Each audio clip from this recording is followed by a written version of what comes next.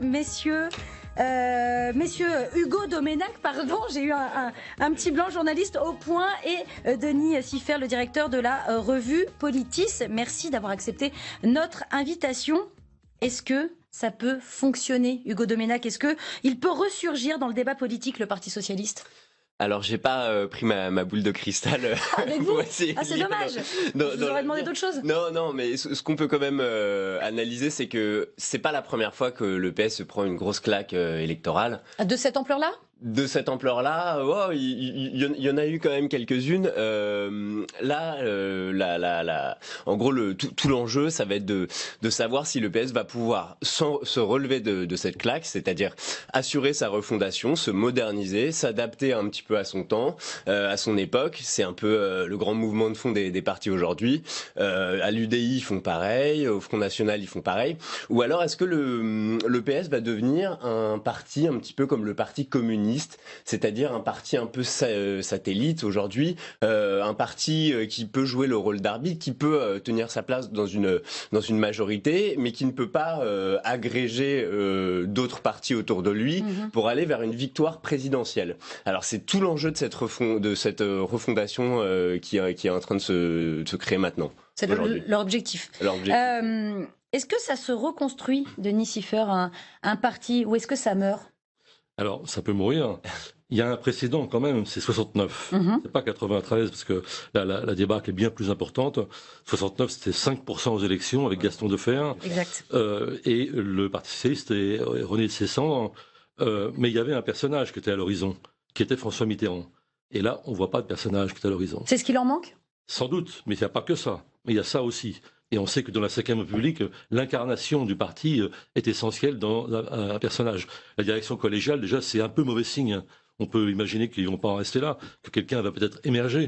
Pour l'instant, c'est pas le cas. Et puis, il y a un problème politique évident qui n'existait pas en 69. En 69, le PS, la SFIO, en réalité, était dans l'opposition depuis de nombreuses années. Donc, elle incarnait un espoir. Là, le PS sort du pouvoir, où il a considérablement déçu. C'est-à-dire qu'il n'est plus crédible, non seulement au pouvoir, mais il n'est plus crédible dans l'opposition, parce que dans l'opposition, il faut faire croire à un espoir qui, malheureusement, du point de vue du PS en tout cas, n'est plus très crédible aujourd'hui. Donc c'est très difficile d'imaginer un avenir. En revanche, ce que je voudrais dire, c'est que le PS ou pas le PS, il y a un espace politique qui existe. Vous avez devancé ma question. Justement, voilà. J'allais venir sur cet espace. Est-ce qu'il existe vraiment cet espace entre Emmanuel Macron et Jean-Luc Mélenchon, où il est imaginaire?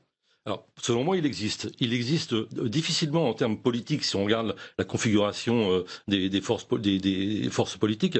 Il existe culturellement. C'est-à-dire que Mélenchon incarne un discours politique qui finalement remplace plus pratiquement le PC que le PS. Donc cette gauche un peu écolo, disons à géométrie un peu variable, c'est ce qu'on lui reproche d'ailleurs, beaucoup plus souple, n'existe pas autour de Jean-Luc Mélenchon. Donc il y a un espace politique que je qualifierais de culturel. C'est pas du tout sûr que ce soit le PS avec son sigle et ses personnages actuels qui puissent remplir ce vide. Et en tout cas, c'est un travail de reconstruction de longue haleine. Est-ce que c'était une bonne idée d'appeler le groupe parlementaire ici à l'Assemblée nationale, non pas le groupe socialiste, mais la Nouvelle Gauche? En tout cas, ça une bonne idée, je sais pas. En tout cas, ça préfigure de certaines évolutions. Ça préfigure aussi de certaines hésitations, c'est-à-dire que aujourd'hui, je veux dire, disons que les cadres, les ténors du Parti socialiste ne savent plus vraiment sur quel pied danser. Ils ont à la fois d'un côté négocié pour qu'il y ait des proches à eux dans cette direction collégiale temporaire, et en même temps, ils sont tous en train de créer leur mouvement à la manière d'Emmanuel Macron. Donc, on les sent aussi un petit peu perdus. Ce qui est intéressant de souligner, c'est que alors peut-être que culturellement il y a un espace politique, mais aujourd'hui on a l'impression que les mouvements ou que les partis ont quand même un peu changé, dans le sens où on observe une véritable personnalisation, c'est-à-dire un homme et plusieurs cadres, plusieurs membres, plusieurs militants comme ça qui sont dévoués à sa personnalité plus que peut-être potentiellement à un courant d'idées et à du fond. Alors là, qu'est-ce qu'on observe? On observe que tous ces caciques, tous ces ténors qui se rêvent un destin présidentiel sont en train d'essayer de créer leur mouvement politique, leur propre mouvement autour d'eux pour faire un petit peu comme Emmanuel Macron. Eh ben, sauf que c'est pas si facile que ça. En effet, François Calfon n'a cessé d'inciter à la bienveillance. Il a même précisé que la guerre entre les légitimistes et les frondeurs était loin derrière. Est-ce qu'il est vrai ce mensonge, Monsieur Siffer? Je crois que c'est pas tout à fait vrai. D'ailleurs, ce qui en témoigne, c'est par exemple la position d'un homme comme Régis Juanico, qui est le hamoniste de service, qui est resté à l'intérieur, ce qui conforte en effet l'idée qu'ils ont tous un peu un pied dedans, un pied dehors, ce qui témoigne d'un grand scepticisme, disons leur propre scepticisme sur l'avenir. Mais donc la stratégie n'est pas tant par rapport à Macron que par rapport à Mélenchon, en somme. C'est-à-dire, est-ce que le PS va chercher à faire, ce qui reste du PS, chercher à faire alliance avec France Insoumise, va essayer de jouer un rôle un peu central, peut-être tout en étant très minoritaire, mais ça peut aussi avoir des avantages d'être minoritaire pour servir d'articulation, en somme, et donc lancer une offensive d'unité en direction de Mélenchon, lequel sera, à mon avis, pas très très prêt à ce genre de concession. Puis en direction des écologistes, ça peut être plus facile. Et puis, on voit bien qu'il y a d'autres parmi la direction collégiale qui ne sont pas du tout sur cette position et qui, au contraire, veulent vivre en autonomie, en quelque sorte, et ne pas se soucier de Mélenchon et de France Insoumise. Donc, on a vraiment deux lignes déjà, et pour des gens qui disent qu'il faut rester unis, c'est déjà un problème. Ça commence à faire beaucoup déjà deux. Est-ce que c'est pas dans les gènes, tout simplement, du Parti socialiste de ne jamais réussir vraiment à être totalement d'accord, d'avoir plusieurs visages, d'être multifacette? Est-ce que ça fait partie de ces gènes? Oui, bien sûr, ça fait partie de ces gènes. On a une tradition de courant, de motion, mais surtout au Parti socialiste. Surtout, tout à fait, surtout au Parti socialiste. Sauf que aujourd'hui, le problème, c'est que le Parti socialiste ne s'était plus vraiment mis à réfléchir en termes de vrais courants d'idées, mais d'électorat. Je pense à la note de Terra Nova en 2011, où ils se sont dit tout d'un coup, on a perdu l'électorat ouvrier populaire, on va essayer d'avoir l'électorat des banlieues, des immigrés, etc. Le problème, il peut y avoir des courants dans un parti, des courants idéologiques. Le problème, c'est de les adapter à son temps et d'essayer de penser non pas en termes d'électeurs, mais en termes d'idées et de redressement du pays. Plus facile à dire qu'à faire. Est-ce que le Parti socialiste est indispensable à la vie politique française?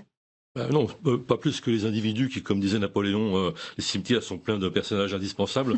Les partis aussi, on peut le dire. Donc, tout à fait possible que ce parti-là ne survive pas à cette crise. Mais en effet, il y a un problème de direction, il y a un problème de personnalité, etc.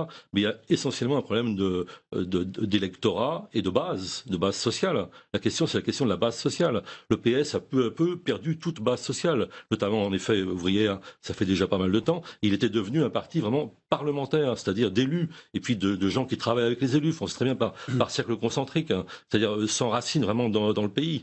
Or voilà que ce parti, dont la seule base était finalement parlementaire, au sens élargi du terme, est très très très minoritaire au Parlement.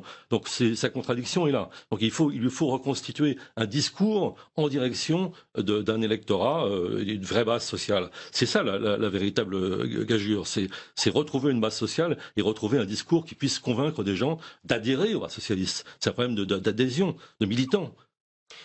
D'ailleurs, c'est intéressant parce qu'ils sont en train de se demander s'ils vont pas vendre Solferino pour faire. Mais vous avez encore lu ma prochaine question, c'est incroyable, vous avez votre boule de cristal, mais elle est cachée. Voilà, non, ils sont en train de se demander s'ils vont vendre Solferino pour faire face aux difficultés financières. Justement, je me permets juste de le préciser, c'est le montant de ces subventions publiques va passer de 25 à 7 millions d'euros. Voilà, qu'on comprenne bien quand même ce qui se passe exactement. Et donc, tout d'un coup, ils se rendent compte, ils se demandent si finalement avoir un parti dans le 7e arrondissement de Paris monstrueux pour un parti de gauche, est-ce que c'est judicieux et ils ont attendu attendu tant d'années et d'être au pied du mur pour se poser cette question. Alors ils disent aussi qu'ils vont essayer de faire des économies sur leur train de vie. Et donc ils nous expliquent que finalement maintenant aujourd'hui l'Assemblée nationale va pouvoir leur mettre des salles à disposition. Donc tout d'un coup ils se rendent compte que c'est possible de faire des économies. Je trouve que symboliquement ça en dit beaucoup sur ce parti-là. Est-ce que vous allez le racheter, Solferino, Denis Siffert?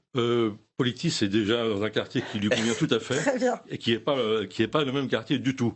Mais effectivement, il y a un problème financier, c'est certain, ouais. Mais il y a en effet un problème d'image et puis de volonté d'implantation, encore une fois, dans un certain électorat. Et évidemment, ce quartier de la rue Solferino, il correspond pas du tout pas très idoine. à ce que le PS devrait conquérir ou reconquérir.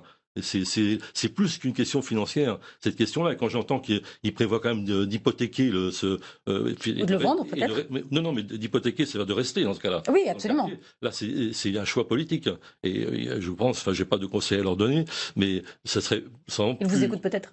Donc j'espère pas, mais ils auraient probablement plus de profit à vendre et aller ailleurs. Ça serait déjà un geste politique très fort. Peut-être. On vous a entendu en tout cas. Merci infiniment à vous deux. Merci Hugo Domenech, merci Denis Siffert et puis merci à vous tous de nous avoir suivis. Rendez-vous dès demain dans Politique Matin en compagnie de Stéphane Le Foll, député de la Sarthe, ancien porte-parole du gouvernement et proche de François Hollande. D'ici là, portez-vous bien et très bonne journée.